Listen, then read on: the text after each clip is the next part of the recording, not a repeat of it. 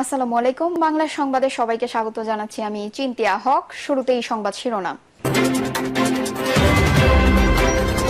গোপালগঞ্জে 2 ইউনিয়নবাসীর মধ্যে 5 ঘন্টার সংঘর্ষ, আহত অর্ধশত।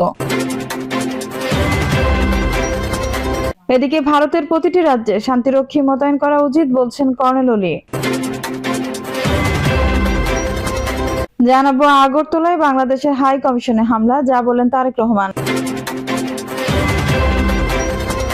এবং সর্বশেষ জানাবো আওয়ামী লীগ আমলে চোরতন্ত্রের উত্থান।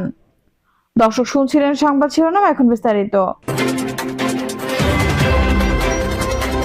গোপালগঞ্জে 2 ইউনিয়নবাসীর মধ্যে 5 ঘন্টা সংঘর্ষ, আহত অর্ধশত। গোপালগঞ্জের মকসুদপুরে মহারাজপুর ও মোচনা ইউনিয়নবাসীর মধ্যে প্রায় 5 ঘন্টা ব্যাপী সংঘর্ষ হয়েছে। এতে আহত হয়েছেন প্রায় অর্ধশতাধিক মানুষ। আহত অন্তত 40 জনকে ফরিদপুর মেডিকেল কলেজ হাসপাতালে, মকসুদপুর উপজেলা স্বাস্থ্য কমপ্লেক্স ও মাদারীপুরের উপজেলা স্বাস্থ্য কমপ্লেক্স ও মাদারীপুরের রাজ্যের ওই উপজেলা স্বাস্থ্য কমপ্লেক্সে চিকিৎসার জন্য ভর্তি করা হয়েছে। বাকিরা বিভিন্ন বেসরকারি হাসপাতাল ও ক্লিনিক থেকে চিকিৎসা নিয়েছেন। বনগ্রাম বাজার ব্যবসায়ী আলমগীর হোসেন মিয়া, আদিল মোল্লা, কামাল মুন্সি বলেন, মহারাজপুর ইউনিয়নের বনগ্রাম বাজার এলাকায় পার্শ্ববর্তী মোসনা ইউনিয়নের আইকদিয়া গ্রামের শওকত শিকদার, আসাদ শিকদার ও তার লোকজন সরকারি জায়গা দখল করে। মঙ্গলবার সকালে সেখানে তারা জোর করে দোকান ঘর তুলতে যান। এতে মহারাজপুর ইউনিয়নের লোকজন বাধা দেয়। এ খবর ছড়িয়ে পড়লে উভয় ইউনিয়নের লোকজন দেশীয় অস্ত্রশস্ত্রে সজ্জিত হয়ে সকাল 9টার দিকে ধাওয়া পাল্টে ধাওয়া ও এক পর্যায়ে সংঘর্ষে জড়িয়ে পড়েন। বনগ্রাম বাজার ও আগদিয়া গ্রাম সহ আশেপাশের এলাকা রণক্ষেত্র পরিণত হয়। আতঙ্কে বাজারের অনেক ব্যবসায়ী দোকানপাট বন্ধ করে দেন। প্রত্যক্ষদর্শীরা আরো জানান, খবর পেয়ে সকাল 10টায় পুলিশ ঘটনাস্থলে পৌঁছে পরিস্থিতি নিয়ন্ত্রণে আনতে চেষ্টা করে। ততক্ষণে সংঘর্ষ ব্যাপক এলাকায় ছড়িয়ে পড়ে। পুলিশ সংঘর্ষ নিয়ন্ত্রণে আনতে ব্যর্থ হয়। উভয় পক্ষ তাদের সংঘর্ষ চালিয়ে যায়। দুপুর 2টার দিকে পুলিশ, সেনাবাহিনী ও র্যাব সদস্যরা পরিস্থিতি নিয়ন্ত্রণে আনে। মকসুদপুর থানা officer in charge OC Mostafa Kamal ঘটনার সত্যতা নিশ্চিত করে বলেন, পরিস্থিতি এখন পুলিশের নিয়ন্ত্রণে রয়েছে। এলাকার পরিবেশ শান্ত। ঘটনাস্থলে অতিরিক্ত পুলিশ মোতায়েন করা হয়েছে। এ ব্যাপারে কোনো পক্ষই এখনো অভিযোগ দায়ের করেনি। অভিযোগ পেলে আইনানুগ ব্যবস্থা গ্রহণ করা হবে।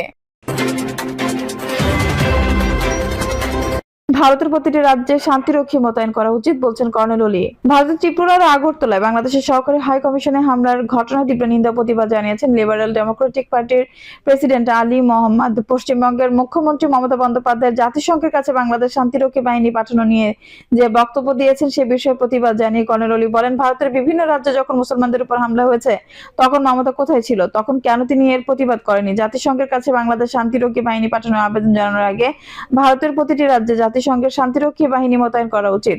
বাংলাদেশের সব মানুষের সমান অধিকার রয়েছে জানিয়ে কর্নেল ওলি বলেন, বাংলাদেশ শান্তির দেশ। এখানে সবাই নিরাপদ। যারা অপপ্রচার করে তারা বাংলাদেশের মঙ্গল চায় না। আগরতলায় বাংলাদেশের হাই কমিশনে হামলা, যা বললেন তারেক রহমান। ভারতের ত্রিপুরা রাজ্যের রাজধানী আগরতলায় গতকাল সোমবার বাংলাদেশের সহকারী হাই কমিশন প্রাঙ্গণে ঢুকে হামলা চালানো হয়েছে। বাংলাদেশের সংখ্যালঘু নির্যাতনের অভিযোগ তুলে হিন্দুত্ববাদী সংগঠন হিন্দু সংঘর্ষ সমিতি সহ কয়েকটি সংগঠনের সমর্থকেরা এই হামলা চালান। এদিকে হাই কমিশনে হামলার ঘটনায় ফেসবুকে পোস্ট দিয়েছেন বিএনপি ভারপ্রাপ্ত চেয়ারম্যান তারেক রহমানও। তিনি শেখ হাসিনার পতনের পর থেকে ভারতের সংবাদ মাধ্যমে উস্কানিমূলক খবর প্রচার হচ্ছে বলে অভিযোগ করেছেন। ফেসবুক পোস্টে তারেক রহমান লিখেন, স্বৈরাচারী শেখ হাসিনার পতনের পর থেকে কিছু ভারতীয় মহল থেকে বাংলাদেশের বিরুদ্ধে গণমাধ্যমে উস্কানিমূলক মন্তব্য ও রাজনৈতিক বক্তৃতা বাড়ছে। সেখানে একপাক্ষিক ঢালাও, ভুল ও তথ্যে ভরা খবর প্রচার হচ্ছে, যা ক্রমাগত বাংলাদেশ বিরোধী মনোভাবকে উস্কে দিচ্ছে। আগরতলা বাংলাদেশি কনসুলেন্ট সর্বশেষ হামলাটি অস্থিতিশীল প্রভাবকে তুলে ধরেছে, যা শুধুমাত্র প্রতিবেশীর মধ্যে বিভেদ সৃষ্টি করবে। তিনি আরো বলেন, আন্তর্জাতিক সম্প্রদায়কে অবশ্যই স্বীকার করতে হবে, প্রায় 20 কোটি জনসংখ্যার একটি অস্থিতিশীল বাংলাদেশ কোনো দেশের স্বার্থে নয়। ঘটনার পরপরই ভারতের পররাষ্ট্র মন্ত্রণালয় আগরতলায় ঘটনাকে দুঃখজনক উল্লেখ করে বিবৃতি দিয়েছে। তারা বলেছে, কূটনৈতিক ও কনসুলার সম্পত্তি কোনো অবস্থাতেই লক্ষ্যবস্তু করা উচিত নয়। নয়াদিল্লিতে বাংলাদেশ হাই কমিশন এবং দেশের ভারতের অন্যান্য স্থানে তাদের উপ ও সহকারী হাই কমিশন নিরাপত্তা ব্যবস্থা জোরদার করার জন্য সরকার ব্যবস্থা নিচ্ছে। তবে ভারতকে বিশেষ ব্যক্তি এবং দলের বাইরে এসে বাংলাদেশের সঙ্গে সম্পর্ক স্থাপনের গুরুত্ব বুঝতে হবে বলে তাগিদ তুলে ধরেছেন তারেক রহমান। তারেক রহমান লিখেন, হাসিনার ক্ষমতাচ্যুত হওয়ার কারণ কি? তিনি ভারতে পালিয়ে যাওয়ার পর থেকে বাংলাদেশে কি ঘটছে এবং কেন কোনো বিশেষ ব্যক্তি বা রাজনৈতিক দলের বাইরে গিয়ে বাংলাদেশ ও ভারতের মধ্যে জনগণের মধ্যে সম্পর্ক স্থাপন করা অপরিহার্য তা বস্তুনিষ্ঠভাবে বোঝা গুরুত্বপূর্ণ। একই সঙ্গে আগরতলার ঘটনাকে কেন্দ্র করে বাংলাদেশে যেন সাম্প্রদায়িক সম্প্রীতি বিনষ্ট না হয় সেজন্য দেশবাসী এবং সমর্থকদের সংযম প্রদর্শনের আহ্বান জানিয়েছেন তিনি। বাংলাদেশ অনেক চ্যালেঞ্জের সম্মুখীন, কিন্তু আমরা মূলত ধর্মীয় সম্প্রীতি এবং আঞ্চলিক সার্বভৌমত্বের দেশ ছিলাম এবং থাকবো, যেখানে জাতি, বর্ণ, ধর্ম নির্বিশেষে প্রতিটি নাগরিকের অধিকার ও স্বাধীনতা সুরক্ষিত। আমি আমার সহকর্মী বাংলাদেশিদেরকে সর্বোচ্চ সংযম প্রদর্শনের জন্য এবং কোনো উস্কানির শিকার না হওয়ার জন্য অনুরোধ করছি। আওয়ামী লীগ আমলের চোরতন্ত্রের উত্থান। গত আওয়ামী লীগ সরকারের আমলে দেশে চামড়া পুঁজিবাদ থেকে চোরতন্ত্রের উত্থান ঘটে।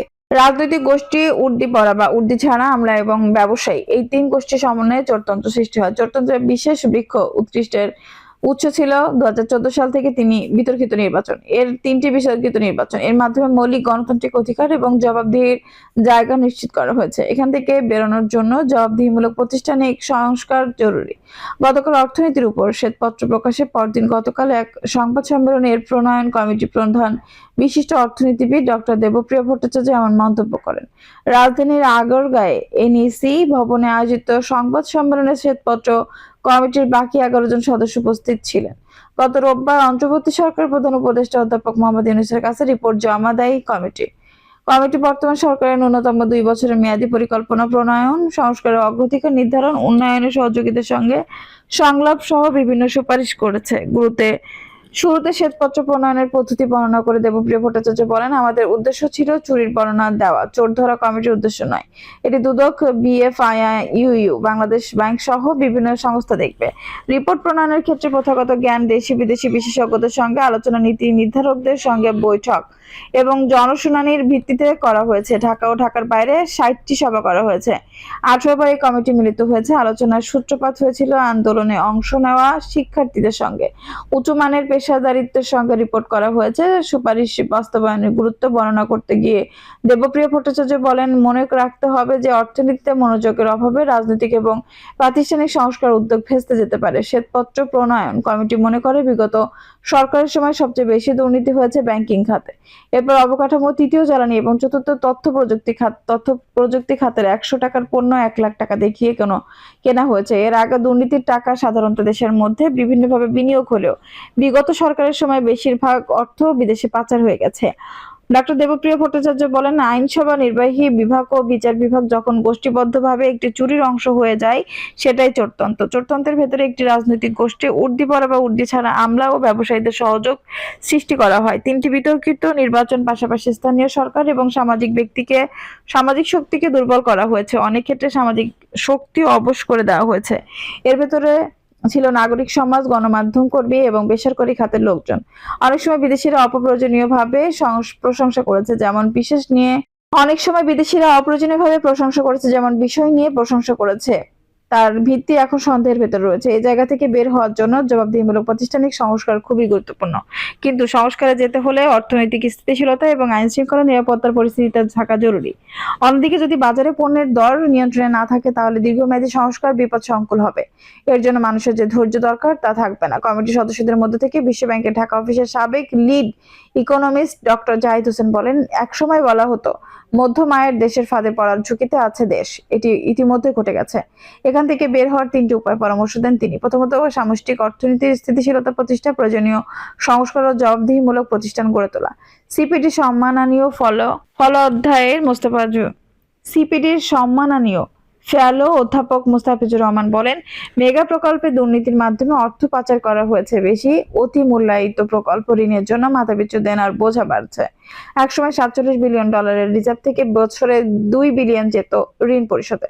এখন $20 বিলিয়ন থেকে $4 থেকে $5 বিলিয়ন যায় ঋণের কারণে। সৃষ্ট এই সংকট এড়াতে উন্নয়ন সহযোগীদের সঙ্গে আলোচনার মধ্যে সুদের হার কমানো এবং পরিশোধের সময় বাড়িয়ে নেওয়ার পরামর্শ দেন তিনি বলেন, প্রকল্পের দুর্নীতির একটা বড় অংশ একসময় দেশের ছায়া অর্থনীতিতে ছিল, পরে দুর্নীতির 60% দেশের বাইরে পাচার হয়ে গেছে। পাচারেরও টাকা ডলার বিনিময় হারের সুবিধা নিয়ে তারা অর্থাৎ দেশে যত ধরনের ক্ষতি করা হয় সবই করা হয়েছে। তার মতে এলডিসি থেকে উত্তরণের পথে কোনো বাধা নেই।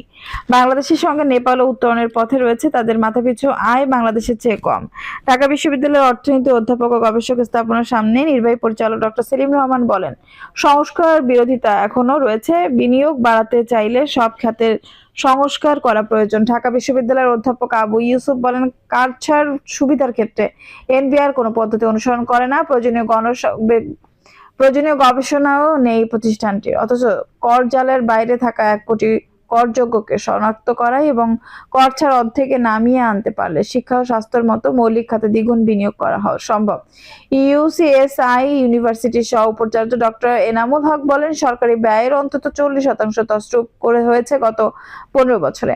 সাবেক তত্ত্বাবধায়ক সরকারের উপদেষ্টা তামিম বলেন, নিজস্ব জ্বালানি উৎপাদন না বাড়িয়ে এলএনজি আমদানি করা হয়েছে, এর মাধ্যমে দুর্নীতির সুযোগ সৃষ্টি করা হয়েছে। ব্র্যাক আইজিবির নির্বাহী পরিচালক ইমরান মতিন দারিদ্র্য সংখ্যা ও আয় বৈষম্য নিয়ে কথা বলেছেন এবং এই সময় ডক্টর দেবপ্রিয় বলেন, 85% সম্পর্কের কর্তৃত্ব করেছে, মাত্র 10% মানুষ। জাহাঙ্গীরনগর বিশ্ববিদ্যালয়ের শারমিন্দো নেলোর্মি বলেন, বিগত সময়ে বুদ্ধিভিত্তিক দুর্নীতি সংস্কৃতি তৈরি হয়, জলবায়ু তহবিলের কেন স্বচ্ছতা থাকবে না। ঢাকা বিশ্ববিদ্যালয়ের অধ্যাপক ও রামরুর চেয়ারপারসন তাসনিম সিদ্দিকী বলেন, অভিবাসনের জন্য হুন্ডির মাধ্যমে বড় অঙ্কের অর্থ পাচার হয়েছে।